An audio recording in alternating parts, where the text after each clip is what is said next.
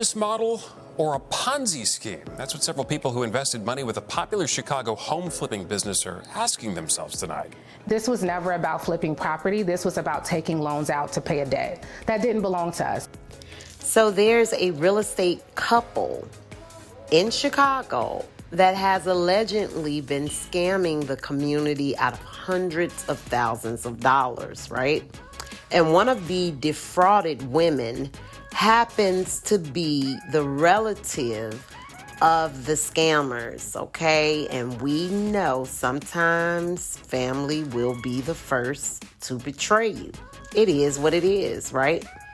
This con couple allegedly has these two ladies tied up in some kind of fraudulent contract where they are actually paying the debt of their scammers. We are going to jump back in to the video, but first I'd like to ask you to consider subscribing to the channel. And if you're enjoying this content, hit the like button, please and thank you. Okay, let's jump back in. You're interested in actually learning how to flip homes. In late 2020, Amira Hadid signed up for a home flipping boot camp offered by real estate company iFlip Chicago. iFlip Chicago boot camps is 100% hands-on. This is something that my mom always wanted to do, and I'm a fan of HGTV. Yeah, and it's your own cousin. Yeah, and who can't trust family? My name is Ronald Bay, and it's my wife, Michelle Nicole Bay. That's Amira's cousin, Michelle Bay. She and her husband, Ramo Bay, run iFlip Chicago. In addition to boot camps, the company offers joint venture partnerships to first-time investors who want to flip a home. There were a lot of people who had successfully done flips with him. Tatiana Barnett is a realtor and iFlip boot camp graduate. Both she and Amira say after the boot camp, they were recruited into iFlip's joint venture program. It was supposed to work like this. Participants would have to provide some upfront capital. iFlip would find the property, provide access to the lender, and oversee the renovation. Then iFlip would sell the home for you and take 30% of the total profit. You don't have to worry about any of this stuff because they have all of these relationships. To get financing through iFlip's preferred lender, Ramo Bay told the women his name had to be on their loan. Being in real estate,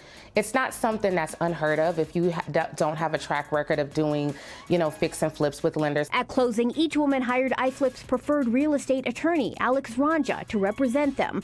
But Tatiana says Ranja never showed up at her closing. They didn't know it yet, but in hindsight, this is where they say things went terribly wrong. Buried in the hundreds of pages of documents they signed during closing were 4 sentences in the loan agreement that put them on the hook for Ramo Bay's debts. It was part of a cross-default and collateralization clause that meant if Ramo went delinquent on any of his own loans, the lender would charge what Ramo owed to the loans he held with other iFlip participants, like Amira and Tatiana. So allegedly, the Bays basically have these women tied up in some pre-existing loans that they already owed to the same loan company and on previous properties that the Bays owned. So what they're doing is tacking the Bays debt onto these women's fresh new debt or contracts. Thus, this is where the cross-default contracts come in. Ramo had several past due balances. The women's loan documents show they were charged thousands in cross-interest fees, all transferred from Ramo's delinquent loans. This was never about flipping property. This was about taking loans out to pay a debt. That didn't belong to us. The loans then went on to fail. They were never written to succeed. They were predatory loans. Now lawsuits recently filed by both women say iFlip lured them into a real estate investment Ponzi scheme, and the lender and real estate attorney were in on it. So instead of you getting the money to pay the contractors and renovate the home, what was happening with it? We have no idea where the money is. How much are we talking about here? I have lost $169,000. I'm sorry. We are at risk of losing over $200,000. Our desire was to elevate the Black community, rebuild and redevelop our neighborhoods.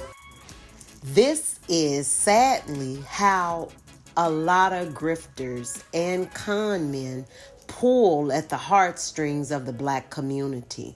all you have to do is say words like race and black economics and black finances and black wealth and black generational wealth.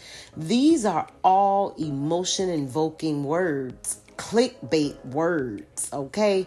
When you strategically and methodically position these words in a conversation with the black community, 9 times out of 10, you got them hook, line, and sinker. And lives next to the home Amira was never able to finish renovating. It's an eyesore. I hope something gets to be done. It's disgusting that this is 2 years later and we have no answer. We have more questions than answers. We found at least 7 iFlip investment properties, including Tatiana's, are currently in foreclosure. In an email, Ramo Bey tells us he and his clients were a victim of predatory lending, and the cross-collateralization policy was never disclosed or explained to him at closing. He says he will go after the lender who caused all this damage. Alex Ranja's attorney tells me they will be filing a motion to dismiss the case. Ramo is still holding real estate investment seminars on Facebook and encouraging church groups to invest. PJ Randhawa, NBC5 responds. Go figure. It's not a surprise that they are now targeting the black churches, another known soft spot of the black community. It's sad that our own wish to profit off of our pain and poverty. Another grifter or alleged grifter or conman, Jay Morrison, recently exposed for ripping off the black communities for millions of dollars. Meanwhile, this is how Pastor Jay is living.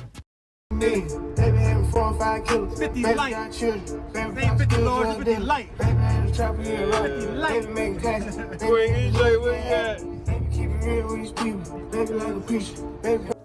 We really gotta just stop believing everything people say because they are great orators, because they are wordologists, because they are word wizards. They pay great lip service. And we gotta start asking lots of questions, researching and research some more. If they say that they are experts, gurus, moguls, I can guarantee you there's 1,000 more experts out there. Seek a second opinion. No one will invest in you the time, effort, energy, nor finances that you should be willing to invest in yourself. When the wrong people become familiar with our deepest desires, it can put us in a very vulnerable position. And no shade, but for many of us, we wear our hearts on our sleeves. It's just true. We're very emotional. It's very unfortunate that these 2 ladies and many others were defrauded out of hundreds of thousands of dollars. Okay, while things are still tied up in litigations, my hopes are that everyone that was defrauded by this scheme finds a satisfactory solution. Thanks for watching. If you enjoyed the content, do hit the like button. I'd like to think respect should always be given, but disrespect can be earned. I love you, even if you don't love me back. Keep it peaceful. Until next time.